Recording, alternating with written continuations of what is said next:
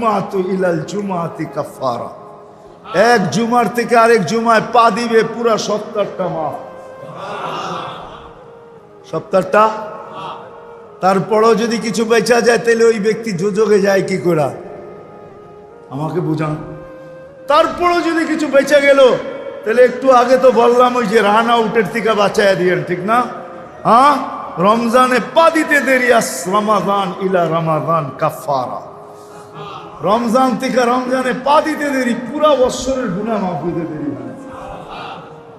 হ্যাঁ, মাফ হইতে দেরি হয় না, কেন? মৌসুমে চলে আসছে, মৌসুমে চলে আসছে, মৌসুমে। আমরা তো ভাবি না প্রত্যেক ইফতারির সময় আল্লাহ 70,000 লোককে জাহান্নাম থেকে মুক্তি দেন। হ্যাঁ, আপনি মনে করবেন 70,000 মুক্তি পায় নাকি?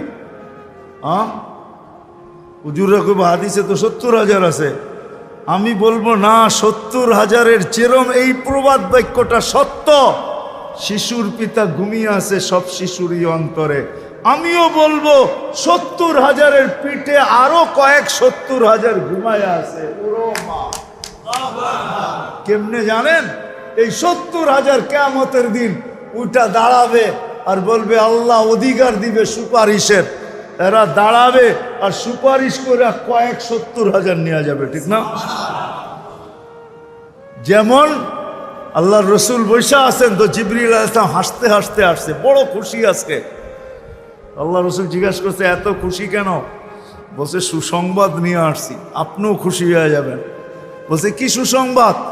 70,000 উম্মত আপনার হিসাব কিতাব ছাড়া জান্নাতে যাবে। তো শুনতে দেরি, চেহারা মলিন হইতে দেরি হয় না। তো জিবরিল আলাইহিস সালাম বললেন এটা কি? আপনি তো খুশি হওয়ার কথা, চেহারা মলিন হইল কেন? মাত্র 70,000, আমার সাহাবী তো 1.25 লক্ষ, কিয়ামত পর্যন্ত উম্মতের কি হবে? এই জন্য চেহারা মলিন। আপনি কি নিতে রাজি না?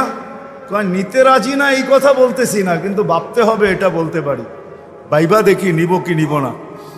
তো পাশে ওমর রাদিয়াল্লাহু তাআলা আনহু বসা, বলছে ওমর নিব 70,000, বিনা হিসাব কিতাবে জান্নাতে যাবে।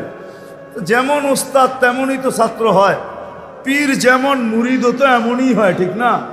হ্যাঁ, কি বলেন? সঙ্গী ভালো হলে আমিও ভালো হব, এটাই তো সত্য। নাহলে কোরআন কেন বলবে কুনু মা